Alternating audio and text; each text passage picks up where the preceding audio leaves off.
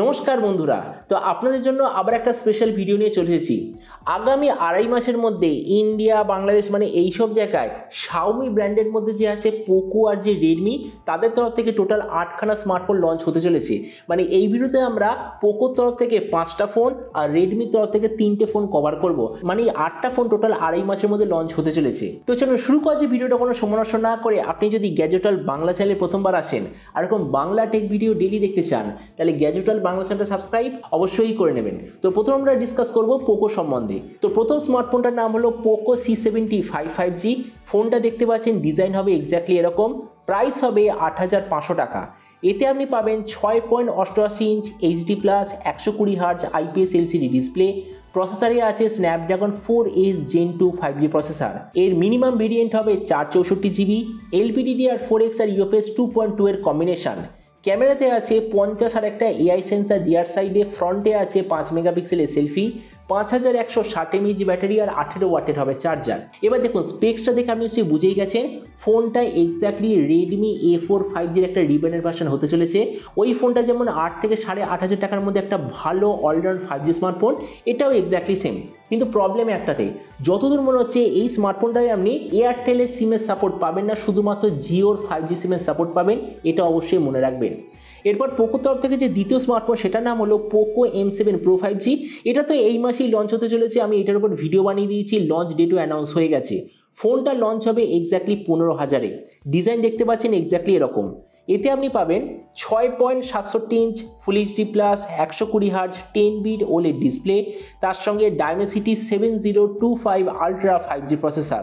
Minimum variant হবে 6128GB, LPDDR4X আর UFS 2.2 এর combination. 50/2 এর ডুয়াল রিয়ার ক্যামেরার সঙ্গে 16 মেগাপিক্সেলের সেলফি। এর যে রিয়ার ক্যামেরা সেটা হলো লিথিয়া 600 সেন্সার, যেটার সঙ্গে OIS এর অপশান। 5110 mAh ব্যাটারি আর 45 ওয়াটের হবে চার্জার।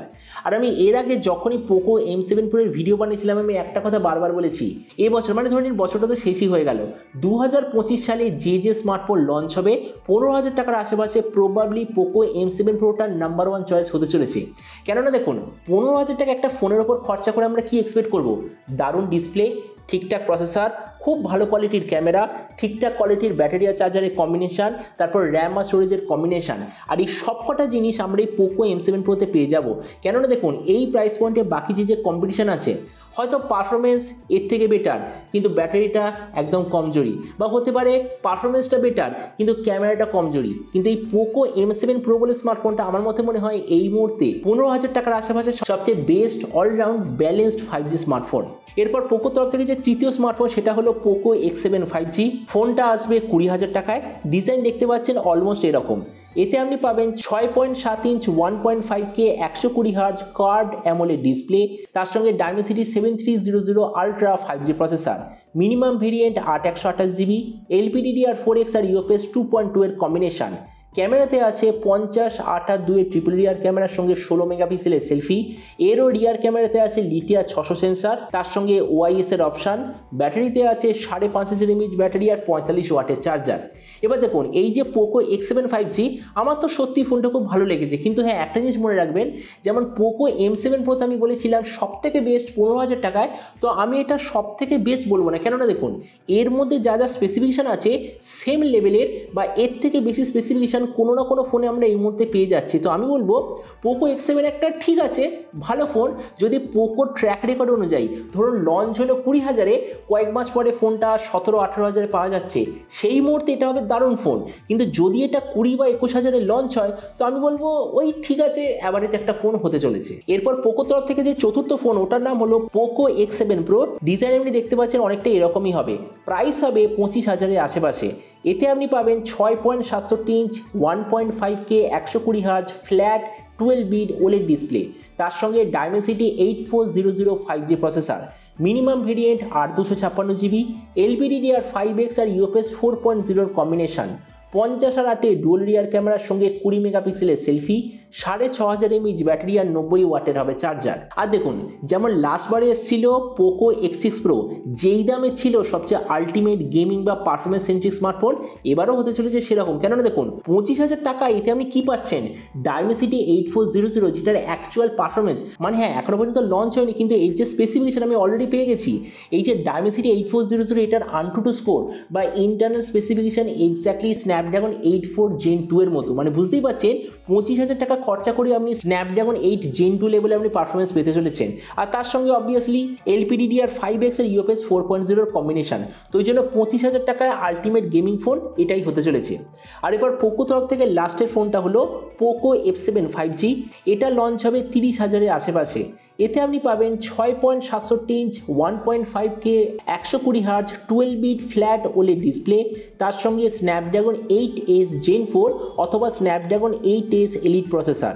এর মিনিমাম ভেরিয়েন্ট হবে 856GB, LPDDR5X আর UFS 4.0 কম্বিনেশন, 50 আর 8 ডুয়াল রিয়ার ক্যামেরার সঙ্গে 20 মেগাপিক্সেলের সেলফি, 6500 mAh ব্যাটারি আর 90 ওয়াটের হবে চার্জার।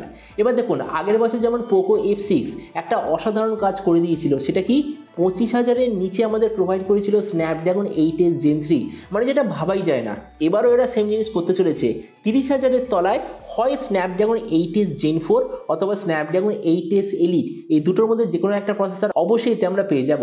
তো নেক্সট আমরা ডিসকাস করব রেডমির তরফ থেকে কী কী ফোন আসছে। তো প্রথমটা হলো Redmi Note 14, স্পেসিফিকেশন আপনি দেখতেই পাচ্ছেন। আমি যে পোকো M7 Pro 5G বলেছিলাম পুরো সেটার মতোই, জাস্ট ডিফারেন্ট মার্কেটে আর ডিফারেন্ট প্রাইসে লঞ্চ হবে। মানে দেখুন পোকো M7 Pro যেহেতু ফ্লিপকার্টে বিক্রি হবে আর পোকো ব্র্যান্ডের তরফ থেকে ওই ফোনটার প্রাইস হবে 15,000-এর আশেপাশে আর এই ফোনটার প্রাইস হবে 17,000-এর আশেপাশে। মানে পোকো M7 Pro আর Redmi Note 14-এর মধ্যে এই ডিফারেন্স। আর পরেরটা হলো Redmi Note 14 Pro, এখানে দেখতেই পাচ্ছেন এর স্পেসিফিকেশন পুরোপুরি পোকো X7 5G-র মতো, বা আমরা এটাও বলতে পারি পোকো X7 5G-টা আসলে Redmi Note 14 Pro এর রিব্র্যান্ডের ভার্সন। এখানেও এক্স্যাক্টলি সেম, পোকোটা বিক্রি হবে ফ্লিপকার্টে, রেডমিটা বিক্রি হবে আমাজনে। প্রাইসের দিক থেকে পোকোটার প্রাইস হবে আমি শুনেছি ওই ধরে নিন 20 থেকে 21,000-এর মধ্যে, আর এই Redmi Note 14 Pro এর প্রাইস হবে সেম ফোন, হয়তো একটু ডিফারেন্ট র্যাম আর স্টোরেজের কম্বিনেশন হবে, আর প্রাইস হবে 23 থেকে 24,000-এর মধ্যে। কিন্তু যে ফাইনাল স্মার্টফোন সেটা হলো Redmi Note 14 Pro Plus, ফোনটা আসবে এক্স্যাক্টলি 28 থেকে 29,000-এ, ডিজাইন এক্স্যাক্টলি এরকম। এতে আপনি পাবেন 6.67 inch 1.5K 120 Hz AMOLED display, তার সঙ্গে Snapdragon 7S Gen 3 5G processor. এর ম্যাক্সিমাম ভেরিয়েন্ট হবে 1256GB, LPDDR4X অথবা 5-এর কম্বিনেশন আর UFS 3.1-এর স্টোরেজ। একটা জিনিস মনে রাখবেন, এই ফোনটা যেটা হাইস্ট ভেরিয়েন্ট মানে হচ্ছে যে 1256GB, একমাত্র সেটাতেই আপনি পাবেন LPDDR5 আর UFS 3.1-এর কম্বিনেশন, কিন্তু ওটা ছাড়া বাকি যে কটা ভেরিয়েন্ট থাকবে সব কটাতে থাকবে LPDDR4X এর র্যাম। ক্যামেরাতে আছে 50, 8 আর 50-এর ট্রিপল রিয়ার ক্যামেরার সঙ্গে 20 মেগাপিক্সেলের সেলফি। এর রিয়ার ক্যামেরার সঙ্গে আছে OIS এর অপশন। ব্যাটারিতে আছে 6200 mAh ব্যাটারি আর 90 ওয়াটের হবে চার্জার। তো আগামী 2.5 মাসের মধ্যে এই টোটাল 8খানা স্মার্টফোন লঞ্চ হতে চলেছে, 5টা পোকোর থেকে, 3টে রেডমির থেকে। তো এবার আপনি যে কোনো সময় অবশ্যই যে আপনার এই সবকটা ফোনের মধ্যে কোনটা সবচেয়ে ভালো লাগলো বা আপনি কোনটার জন্য ওয়েট করতে চান, এটা সম্বন্ধে নিচে কথা বলতে আমাকে একদমই ভুলবেন না। তো চলুন দেখা হবে আগামীকাল একটা টেক ভিডিওতে। Till then stay tuned, always remember, think positive, be positive. Thank you.